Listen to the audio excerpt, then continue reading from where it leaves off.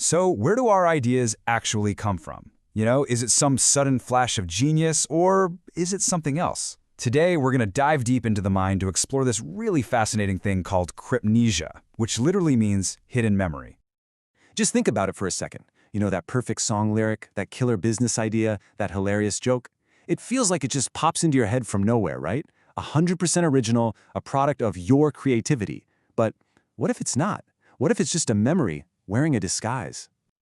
All right, so our guide for this journey is the brilliant psychoanalyst Carl Jung, and he gives us this perfect starting point.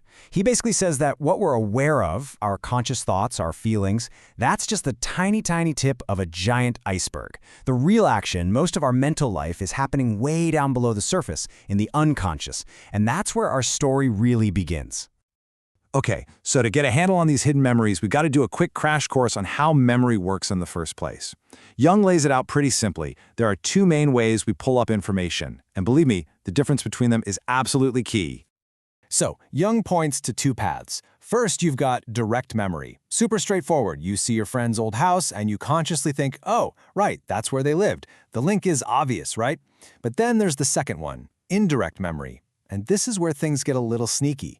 Maybe you walk past that same house, but you're distracted, you're on your phone. Then later, out of the blue, an image of your friend just pops into your head.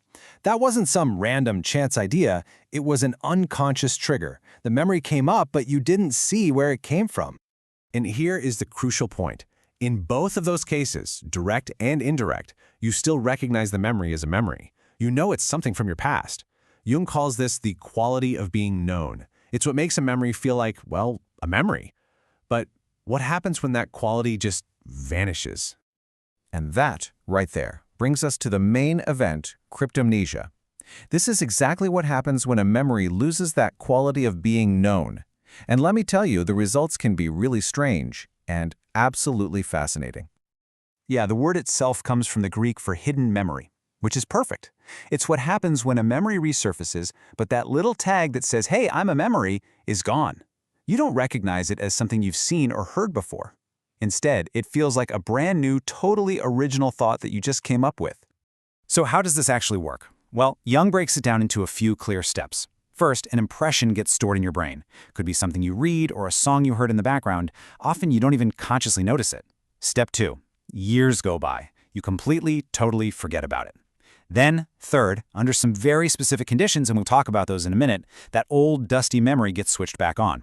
And finally, bam, it pops into your head, not as a memory, but as this amazing new idea that feels 100% yours.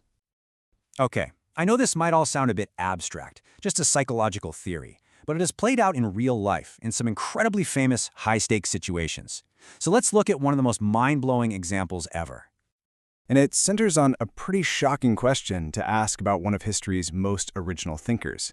In his absolute masterpiece, Thus Spake Zarathustra, there's this one really peculiar passage. And when another scholar was reading it, they got this weird feeling. It felt familiar, like a little too familiar. And get this, the evidence is just startling. In Nietzsche's book from 1883, he describes a scene that is a near-perfect copy of a story from this really old, obscure book by a guy named Justinus Kerner. I mean, check it out. A ship at an island with a smoking volcano. The crew goes ashore to shoot rabbits. A figure is seen flying towards the volcano, which is seen as the entrance to hell. The parallels are they're undeniable. Especially that incredibly weird, specific detail about shooting rabbits. There's just no way that's a coincidence. So what in the world is going on here? Was Nietzsche, the great philosopher, secretly plagiarizing some old ghost story book? According to Jung, absolutely not. The real answer is way more interesting, and it takes us deep inside the machinery of the unconscious mind. Here's how it all went down, psychologically speaking. After some digging, it was discovered that as a kid, somewhere between 12 and 15 years old, Nietzsche had read that exact book by Kerner. Then, decades passed, the memory was gone, completely wiped from his conscious mind. But then, in 1883, while he was in this white-hot state of creative passion writing Zarathustra, that long-buried memory got triggered, and it just poured out onto the page, not as something he remembered, but as a brand new, divine inspiration. You know, this whole case just blows the doors open on a huge question. What is the link between this hidden memory thing and what we call genius? Could it be that inspiration is really just unintentional memory? And listen to this. This is how Nietzsche himself described how he created things. He said ideas would flash up like lightning, that he had no choice in it, like he was just a channel for some greater power. He felt like he wasn't consciously making anything, he was just receiving it. And that feeling of being a passive vessel, that's a classic sign of the cryptomnesia experience. And Jung's theory is that this intense, almost ecstatic state of creativity that Nietzsche is talking about, that's the key that unlocks cryptomnesia. In those moments, the normal walls of your conscious mind just come down, and that allows these deeply buried memories to surge forward with like photographic accuracy. It's not remembering in the normal sense, it's more like an unconscious excavation. So, who's most likely to experience this? Well, Jung points to a pretty specific creative profile. We're talking about people with incredible sensibility, who can really tap into the deep parts of their own psyche. And often it's because they're carrying what he called an outsized psychic complex. You can think of that as this powerful, supercharged bundle of feelings and ideas, usually born from some kind of deep suffering, that kind of runs the show in their unconscious.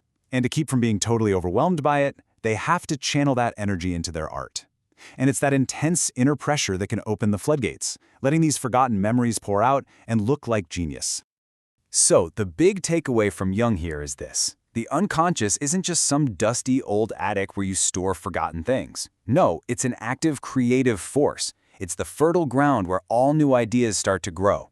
And get this, when we want a new idea, that very wish often bubbles up from the unconscious, which then helpfully serves up the answer. And that brings everything right back to you. The next time you have that aha moment, that brilliant flash of insight, just pause for a second and wonder, are you really creating something from scratch? Or are you just the first person to remember something that everyone else, including you, forgot a long, long time ago?